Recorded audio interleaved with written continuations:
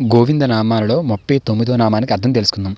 ధర్మ సంస్థాపక గోవింద అన్నారు. ధర్మ సంస్థాపక గోవింద అంటే యదా యదా హి ధర్మస్య గ్లాని భవతి భారతః అని భగవద్గీత ఈ శ్లోకంలో శ్రీకృష్ణ పరమాత్మ చెప్పాడన్నమాట. భగవద్గీతలో ఏమని, ఓ అర్జున, ఎప్పుడెప్పుడు ధర్మం క్షీణించి అధర్మం పెరుగుతుందో అప్పుడప్పుడు నన్ను నేనే సృజించుకుంటాను. నేను వేరే వేరే అవతారాలు వచ్చి ధర్మాన్ని స్థాపిస్తాను.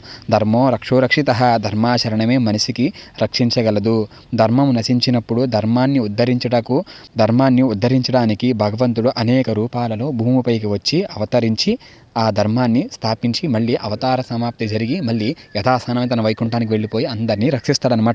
కాబట్టి ఎక్కడెక్కడ అధర్మం జరుగుతుందో ఆ అధర్మాన్ని రూపుమాపడానికి శ్రీమన్నారాయణుడు ఏదో ఒక రూపంలో వచ్చి ధర్మాన్ని స్థాపిస్తాడనమాట. అందుకే ధర్మ సంస్థాపక గోవింద అన్నారు. కాబట్టి ధర్మాన్ని ఎవరైతే ఆచరిస్తారో, ధర్మానికి ఎవరైతే కట్టుబడి ఉంటారో, నీతి నిజాయితీ సత్యం ధర్మం ఎవరైతే వీటిని ఖచ్చితంగా ఫాలో అవుతారో వాళ్ళకి శ్రీమన్నారాయణుని కరుణ కటాక్ష వీక్షణలు ఖచ్చితంగా ఉంటాయి. ఇది ఈ యొక్క నామానికి అర్థం.